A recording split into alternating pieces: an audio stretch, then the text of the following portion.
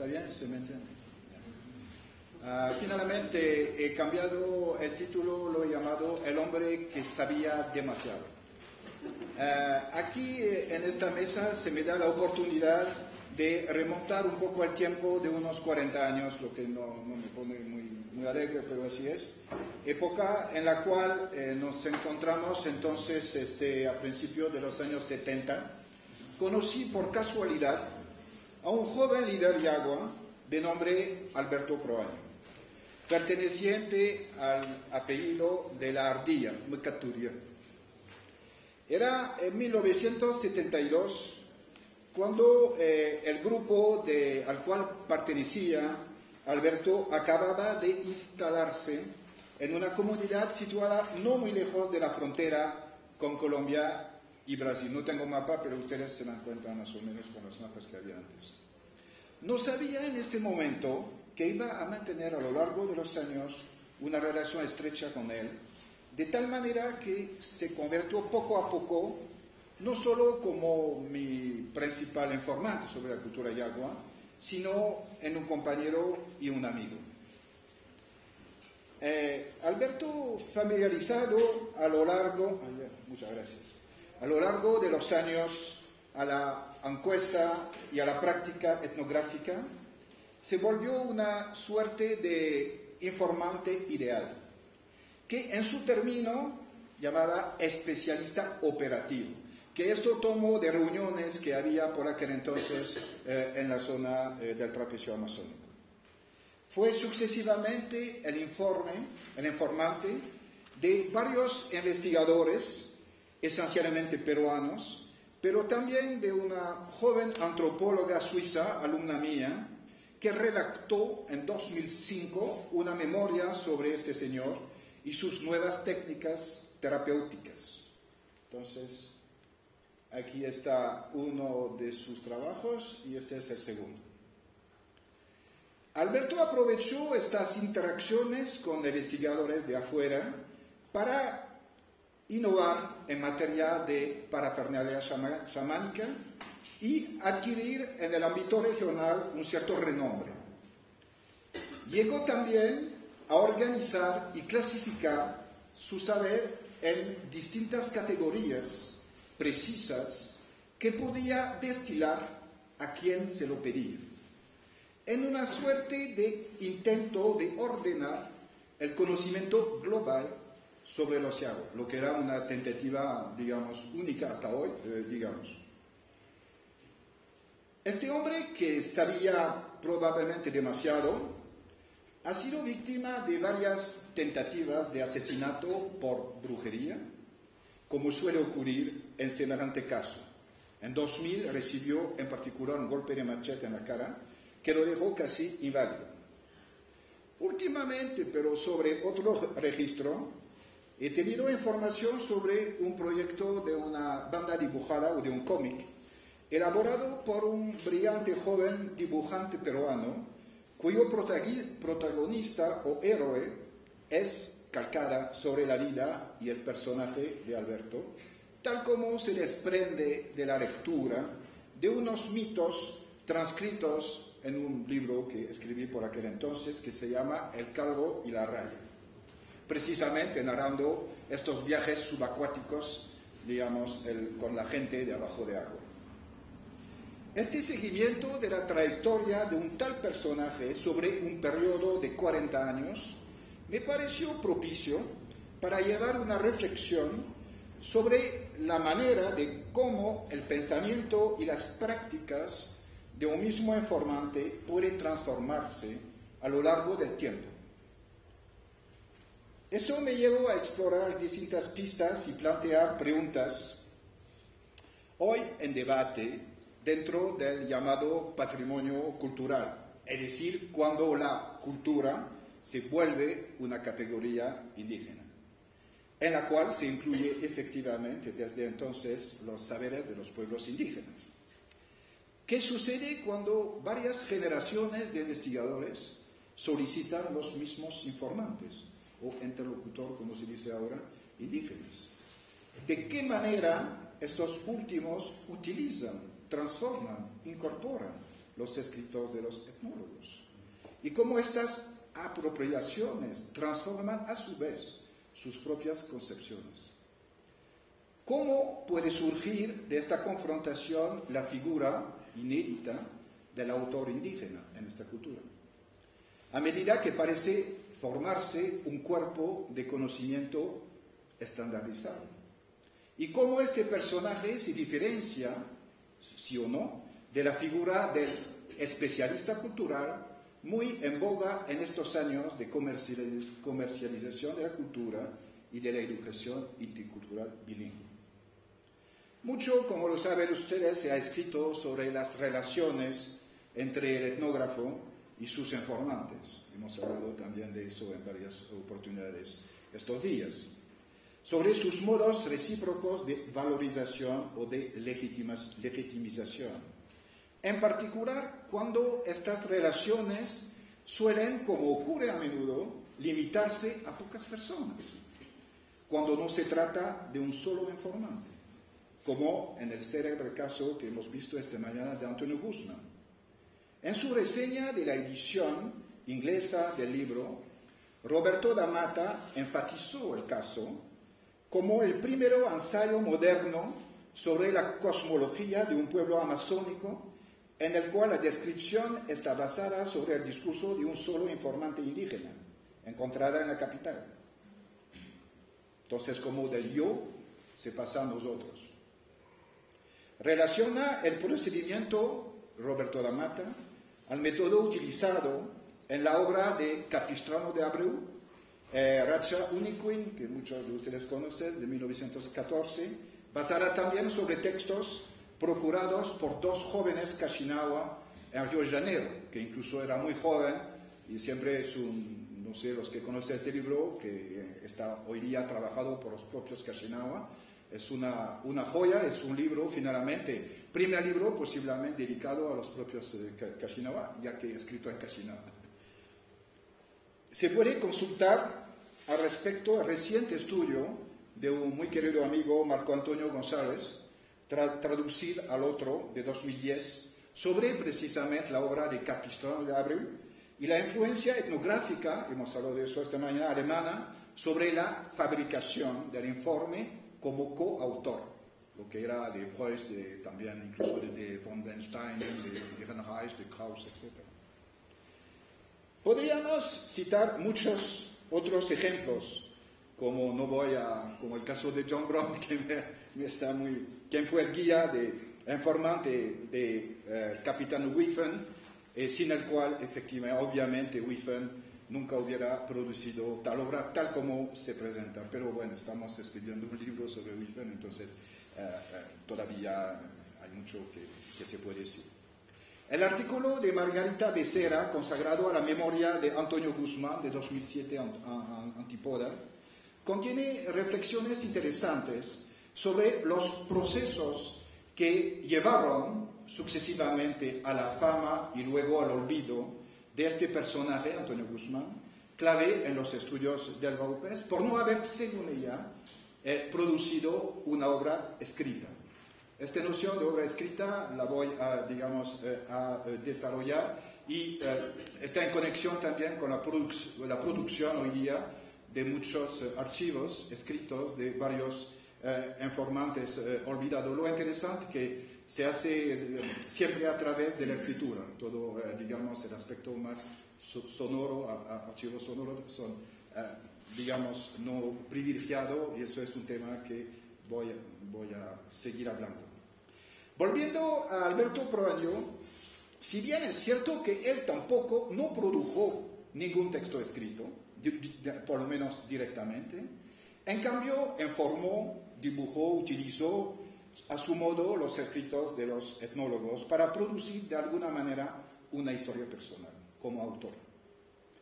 Se debe aclarar, sin embargo, que el surgimiento y la construcción de dicha historia debe mucho, por supuesto, a las normas actuales de reconocimiento y valorización del saber y de la cultura indígena en los círculos intelectuales, ambientalistas y sobre todo en el marco de la salvaguardia del patrimonio cultural mundial promovido por la UNESCO. Pero al mismo tiempo asistimos a una mercantilización de la cultura indígena etcétera, etcétera. En dos palabras, ¿quién es Alberto? Alberto nació en los años 40 en la lejana frontera entre el Perú y Brasil, en el Yavarí. Su padre, que ocupaba el doble papel de líder de su comunidad y de chamán, vivía en los años 30 en un río Atacuari que desemboca precisamente en el Amazonas, en el punto fronterizo entre Colombia y Perú. Hacia 1935, el grupo de su padre se trasladó hasta el sur del Amazonas, desplazándose continuamente por motivo, como solía ser mucho por entonces, por motivo de trabajo de la madera con distintos colonos. En 40 y 42, el grupo se establece en esta frontera con Brasil, donde nació Alberto. Hasta los años 50, el grupo de su padre vuelve al Atacuari para también trabajar la madera. En 56, es importante, Alberto efectuó, según parece, un viaje a Iquitos, que es un viaje que él nunca se señala, sobre el cual sabemos muy poco, excepto que ahí aprendió algo o escuchó hablar de las curaciones espirituales, especialidad terapéutica que desarrollaría después. A partir de los años 60 se inicia el chamanismo con su padre Xenón. A la muerte de su padre hereda los cargos de líder y chamán y el grupo se desplaza la comunidad donde lo encontró en los años 74 de la frontera. A partir de 78-80, Alberto desarrolla distintas formas de chamanismo y se vuelve un curandero reconocido a nivel regional. Practica un tipo de chamanismo subacuático y realiza operaciones espirituales inspiradas de la tecnología occidental, incluyendo el teléfono espiritual, que consiste en comunicarse con los espíritus a través de números de teléfono memorizados y no más por medio de silbos y de cantos a la manera tradicional. Aquí está captando, digamos, la comunicación. Utiliza el lenguaje de la comunicación radiofónica, ¿no? Cambio, paso, cambio, etc., ¿no? Entonces, a veces las líneas se cruzan, entonces con el humo de tabaco están limpiando, digamos, las líneas cuando están un poco cargadas y que se cruzan. En 2000 escapa, como se ha dicho, de poco en una tentativa de asesinato con un golpe de machete en la cara que precipita su salida de su comunidad. Esta tentativa de asesinato representa un momento clave en su vida y motiva su salida para un ambiente urbano, en este caso sería Leticia. Este es un fenómeno muy recurrente en la Amazonía peruana, por lo menos hoy, donde a raíz de muchas acusaciones de brujería, muchos chamanes tienen que buscar el anonimato en las ciudades, ¿no? Tal caso que hay ciertas ciudades como San Lorenzo que se han vuelto como refugios de chamanes acusados de brujería, y en la ciudad efectivamente las pistas se pueden perder, ¿no? A partir de 2004 se instala con su familia en los alrededores de Leticia, donde vive ahora.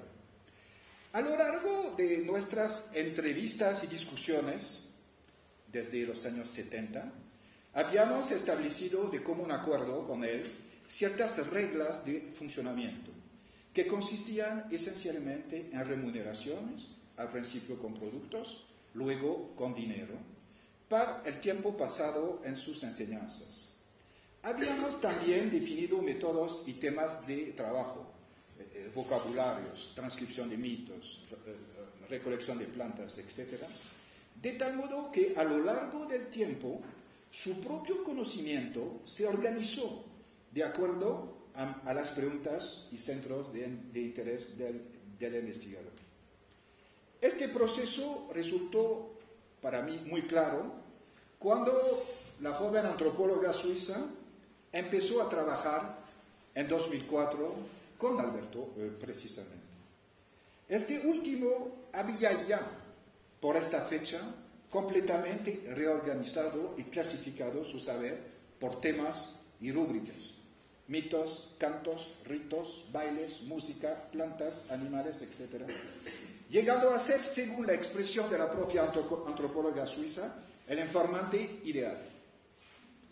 En su tesis de licenciatura, escrita al respecto en 2005, que hemos visto, escribía que Alberto percibía inmediatamente lo que ella quería.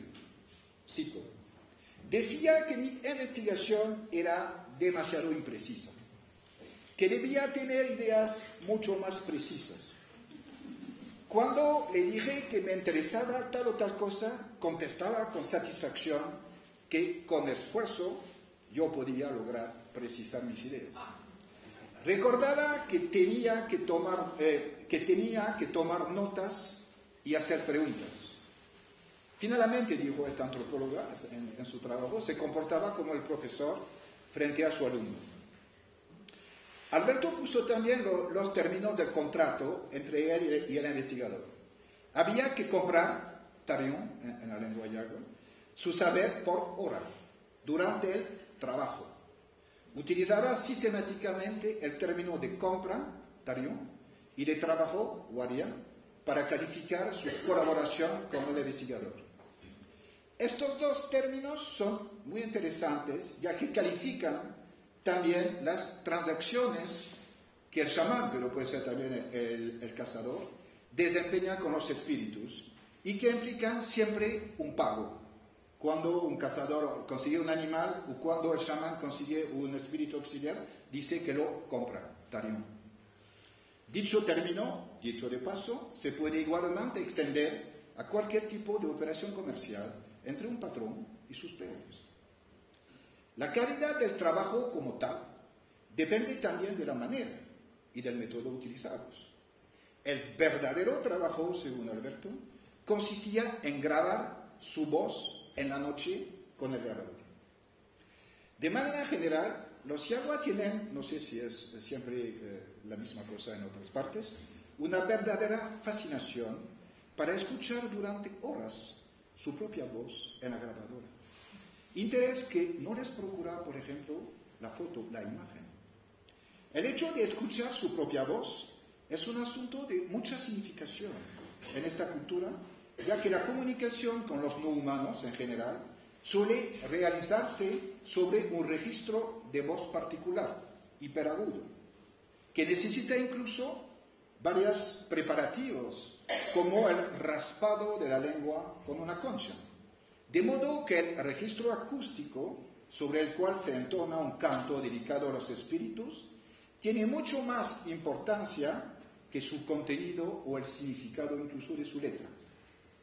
Es decir, que otro rival puede imitar mi canto, pero no puede imitar el tono de voz sobre el cual lo va a cantar. Es por eso que cuando usted graba su canto, él nunca graba en el registro de voz que tiene que grabar.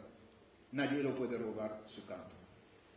Resulta bien claro que a lo largo de su familiarización, para utilizar un término de nuestro colega Carlos Fausto, con el investigador, Alberto había llegado a ser dueño, a haber fabricado un cuerpo de conocimiento clasificado en categorías más o menos estancas, que le permitía anticipar muchas veces las preguntas o relatar historias, especialmente mito, sin necesidad de solicitarlo. Uno de los acontecimientos más interesantes en el transcurso de estos años ha sido cuando Alberto realizó en 2005 un nuevo dibujo del universo a solicitud de la antropóloga suiza, que más bien su alumna, más que la mía, utilizado para eso su propio dibujo que él hizo unos 30 años antes que ven aquí, en 1976, y que fue publicado en un libro mío. Entonces, su dibujo es este. Entonces vamos a ver no hizo aparentemente nada más que, según su término, copiar el dibujo, que era su propio dibujo, a partir del libro abierto a la página adecuada, para, según su expresión, no equivocarse. Es decir, el dibujo impreso de 1976 le servía de patrón, de modelo, para no cometer errores. Todo ocurre entonces como si la cosmología, universo hasta entonces del movimiento y de la transformación, se había vuelto súbitamente fijo. En realidad hizo algunos cambios, estos microcambios que siempre tienen macro resultados. Por ejemplo, en el orden de los mundos. Utilizó también una regla para que le pareciera, como lo ven ustedes, mucho más recta, ¿no? En este dibujo aquí. Hizo sobre todo dos añadidos. El primero toca la presencia del teléfono espiritual que se encuentra por aquí, que puso el teléfono espiritual, que es un artefacto que no tenía en 1976. Y sobre el cual mi alumna estaba estudiando, entonces lo puso ahí precisamente. El segundo concierne la mitad superior del dibujo, la mitad superior es de aquí, desde aquí, aquí. Ve que este y este corresponde a la mitad inferior, que concierne la mitad superior que representa el mundo del Señor Dios. Llama la atención la importancia de este mundo en la economía del dibujo, que es la mitad. Desaparece en el dibujo de derecha el mundo de los muertos, cuyas almas ahora van directamente en la casa del Señor. Se puede decir que este añadido, que ocupa la mitad superior del dibujo, representa, desde su perspectiva de él, su historia personal transcurrida de 1976 a 2005, que es, en fin, su conversión al cristianismo. Es decir, resumiendo, 30 años de su vida. Bueno, no puedo hacer un análisis comparado porque no hay tiempo entre los dos dibujos, pero resultaría muy interesante. Lo interesante también es que los dos mundos, llamamos así, se superponen, se ven aquí, en este dibujo, sin eliminarse, sin sustituirse.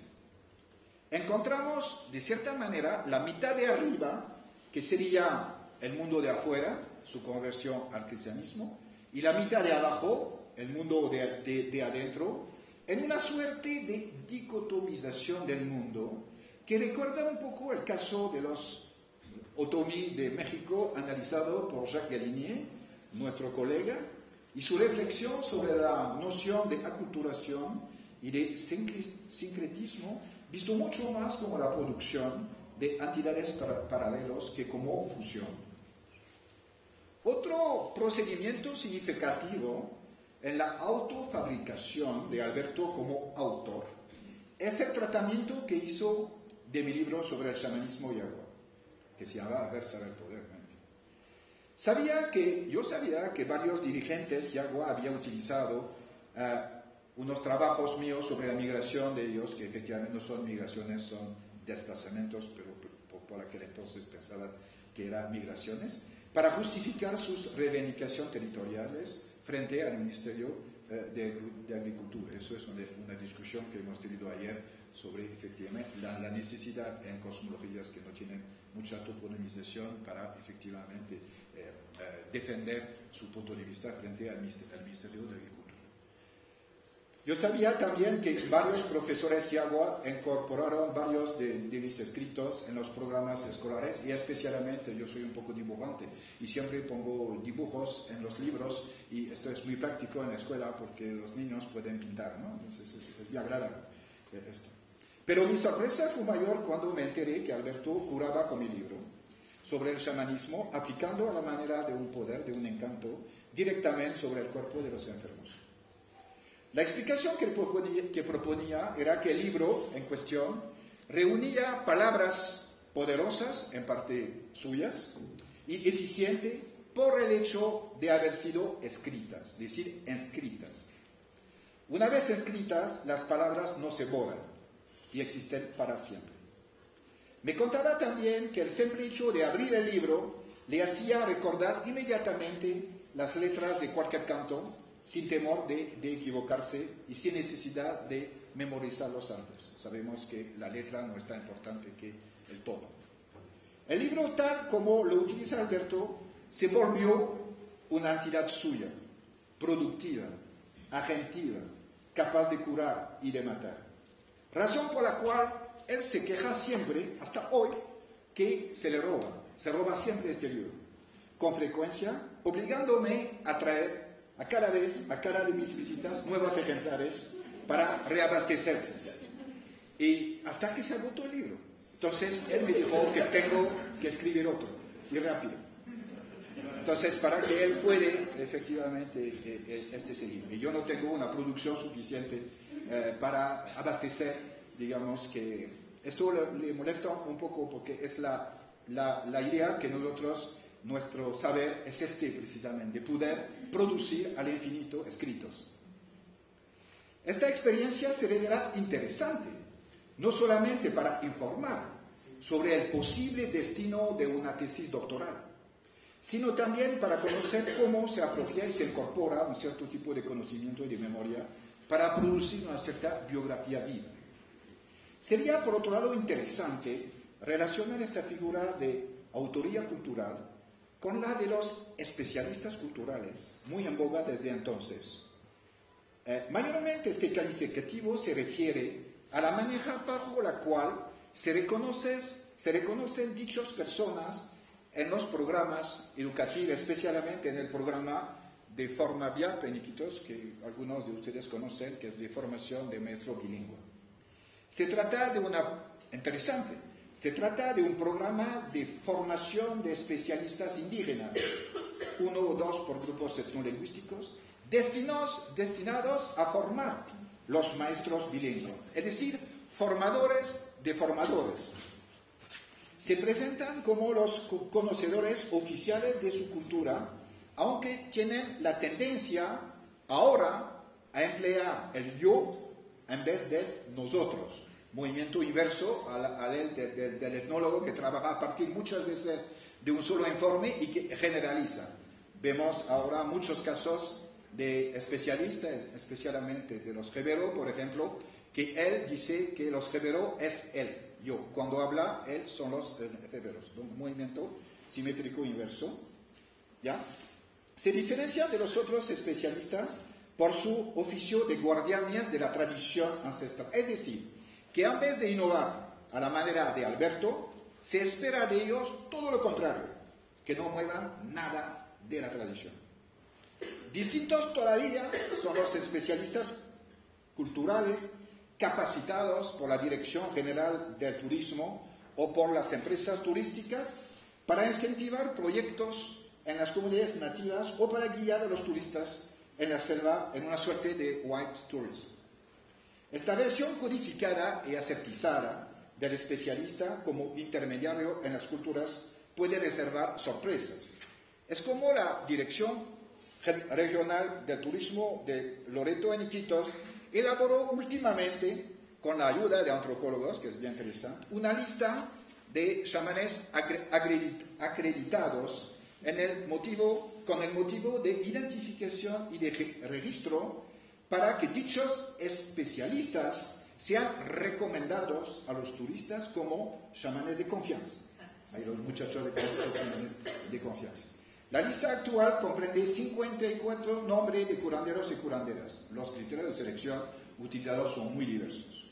El objetivo de la dirección es, ellos dicen, de responsabilizar a los chamanes frente a su práctica, o más bien a de responsabilidad la dirección si pasa algo. Se trata en suma de normar, normalizar, normativizar, reglamentar, codificar o controlar las prácticas chamánicas para adecuarlas al turismo y al business. El resultado ha sido, claro, inverso. Los chamanes empezaron a pelear y han tenido que sacar la lista. A modo de conclusión y para completar la singular historia de Alberto Proaño, quisiera referirme ahora a la historieta en forma de cómic, compuesta por este joven dibujante peruano, Martín Aramburu Izaga, que tomó a los personajes del mito El Calvo y la Raya, que se menciona en mi libro Ver, Saber, Poder, bajo el nombre de El Calvo y la Sirena, como punto de partida para el superhéroe o el protagonista de esta serie, que en realidad es una especie de Alberto Proaño. La estructura de la historieta cuenta las hazañas del Calvo, basadas en la vida y en el personaje de Alberto. Martín Aramburu está trabajando ahora en un segundo historieta titulada El Calvo y Norón, Norón es el espíritu del monte, que cuenta nuevas hazañas del mismo Calvo, alias Alberto, pero esta vez en la selva. Lo interesante aquí es que se armó una historieta en base del enfrentamiento de dos chamanes, Alberto y Cahuiray, y utilizan los mundos, los seres acuáticos, en una guerra entre los dos, ¿no? Entonces, utiliza exactamente los detalles que está en el libro. Bajo la forma del Calvo le parecía el personaje que podía, a la lectura del libro, recordarle, digamos, a Alberto. Y efectivamente termina, aquí no puedo, claro, detallar mucho, con la victoria del Calvo, es decir, de alias, ¿cómo se llama? Alberto. Ahí se mezclan referencias al mito del Calvo, a relatos de Alberto mismo sobre sus propios viajes subacuáticos en busca de medicina para realizar las curaciones de los enfermos. Todo esto recorrido brevemente descrito me pone a reflexionar sobre dos puntos. La idea de volverse alguien, un sujeto, que puede escapar en la cultura yagua al reciclaje de su nombre y de sus principios vitales, en suma, volverse inmortal, en la palabra de ellos, no es del todo desconocido en la tradición cultural de este pueblo. Al contrario, se encuentra más bien al centro de esta tradición. En 1969, un lingüista del Summer Institute, Paul Paulison, escrito una tesis sobre la mitología yagua, mostrando sus tendencias épicas. Él mostró que faltaba muy poco en esta mitología basada sobre hazañas de héroes, faltaba muy poco para que pudiera constituir o reunir exactamente la definición clásica de la epopea.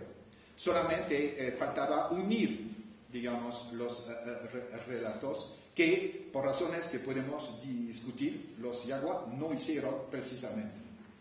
Entonces, había en la mitología es una serie superpuestas o en continuación de una estructura invariable de hazañas de personajes, puede ser luna y sol, puede ser los mellizos, puede ser el calvo, etc. De tal manera que usted puede empezar con un nivel de un personaje y puede enchufarse en el mismo segmento, pero con otro personaje, para regresar de nuevo a otro. Es decir, que un mito puede ser referencia a varios ciclos, porque todos los ciclos siguen la misma estructura, que es la estructura de la epopea. Hay un aspecto importante, un lugar en la cultura yagua donde alguien puede ser tratado como individuo. Hay un proceso de individualización. Es a través, efectivamente, del homicidio. La palabra... ¿sí? No, en 5 minutos estoy terminando. La palabra del gran guerrero Waria es ligada finalmente al número de homicidios que se puede. De los homicidios, los yagua tomaban no la cabeza, sino los dientes. Hacían, como muchos otros pueblos, collares de dientes humanos, y más tenía estos collares de dientes humanos, más podían tener esposas y más crecía la yuca, el plátano, etc. Entonces, era interesante que a estos grandes guerreros, Waria, no puedo entrar, digamos, en detalles, no se reservaba ningún tratamiento funerario, a la diferencia de los otros, ninguna cocción. El nivel es de hacer un hueco al centro de la casa, poner el cuerpo y poner el fuego, es decir, en una cocción inversa, ¿no? Y para que los almas de los muertos van efectivamente a la tierra de los muertos, y sus nombres pueden ser reciclados, como dijo Hugh Jones el primer día, del abuelo al nieto. Con el gran guerrero, no. El gran guerrero escapa a este ciclo. Hoy día se cuenta las hazañas como un registro de cuento narrativo específico para estos personajes que se supone se han vuelto individuos en el sentido que su nombre permanece, no puede ser reciclado, y son memorizados por eso precisamente, que no son, ¿cómo se puede decir? Se puede también considerar los collares de dientes humanas. Ellos ponían los molares al frente y caninas atrás, es decir, que el guerrero vivía toda su vida entre las mandíbulas de sus enemigos. Se puede considerar como un tipo de equipo humano, en el sentido que el sonido importante en la mitología que indica un acontecimiento es el ruido que hacen los collares de dientes humanas cuando se entrechocan. Y cuando se entrechocan, toda la genealogía, toda la memoria de los muertos se desarrolla. Bueno, aparte que tienen cuerdas anudadas, que es otro rollo, que no puede ser tipo humano, pero que es otra forma. Es interesante que del lado de los dientes tenemos los cantores, del lado de los que cuentan las historias de los guerreros inmortalizados, si se quiere decir, Tuchun, que es otro nombre, que es el contador, el hablador, si se quiere, que son dos personajes muy diferentes. Entonces, es interesante finalmente de poder percibir en la discusión que hemos tenido sobre la distancia necesaria para producir una biografía. Yo creo que en el caso, por lo menos, de los Yaco, existen procesos internos de producción de esta que yo he llamado antes, porque he escrito hace muchos años, un proceso de ancestralización, que no es muy lindo como palabra, digamos de producción, ¿no?, de una cierta biografía que permanece. En el caso de Alberto, lo interesante es que utiliza lo que otros pueden escribir para utilizarlo. Digamos, es una manera, ¿cómo se puede decir?, que no tiene mucho que ver con la idea de sacar dientes y de conservar dientes, pero un poco, digamos, puede haber una cierta relación. No ponen los libros en el lugar de las flautas, pero utilizan y se roban como las peor que puede llegar a un guerrero antiguamente, era que le robaran los collares de dientes humanas. Era la peor cosa que podía llegar. Le podían, y también el Gurupari, porque tienen también flautas, pero es bien interesante la relación incluso entre los collares de dientes humanas y el Gurupari. No puedo entrar, digamos, aquí en detalle. El segundo punto que me interesa, y ahí voy a concluir, es un poco sobre el nacimiento de una tradición o de un estilo iconográfico.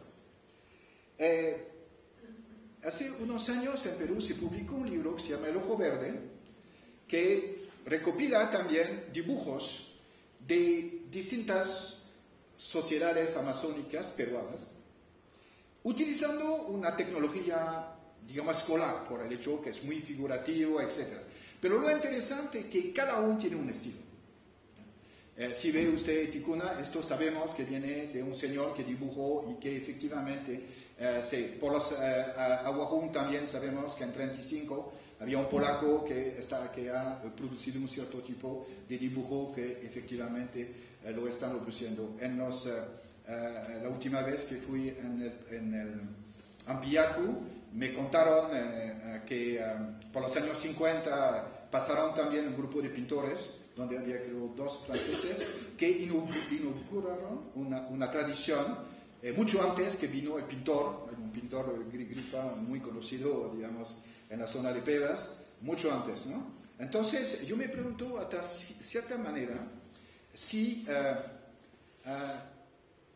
Entre los Yagua no producen, hasta que puedo saber hoy, ningún tipo de dibujo que se puede decir figurativos. No están en el libro Ojo Verde por razones que puedo explicar, no están muy presentes en las organizaciones indígenas por razones que también yo puedo explicar, pero me pide Martín, una vez que termina la banda dibujada, de confrontar eso a los propios Yagua. Yo me pregunto si efectivamente en su tradición de incorporar cierto tipo de estilo, yo me pregunto si en el futuro la manera Yagua de ser presente en varios tipos de publicaciones no será bajo la forma de un cómic. Muchas gracias.